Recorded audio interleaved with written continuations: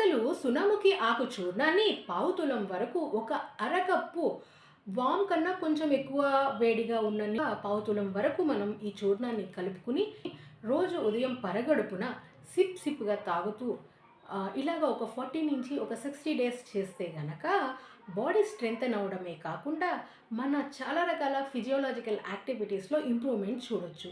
అంటే కంటి చూపు మెరుగుపడడం, నిద్రలేమి, ఇండైజేషన్, కాన్‌స్టిపేషన్‌ని క్యూర్ చేస్తుంది. అండ్ హెయిర్ హెల్త్‌కి కూడా చాలా బాగా వర్క్ చేస్తుంది. అలాగే డైజెస్టివ్ ట్రాక్ హెల్త్ కూడా చాలా బాగా మెరుగుపడటమే కాకుండా పొట్లో అంటే పేగుల్లో నులిపురుగులుంటాయి. ఈ వార్మ్స్ ఉండడం వల్ల న్యూట్రిషన్ డెఫిషియన్సీ అనేది నోటీస్ చేస్తూ ఉంటామనమాట.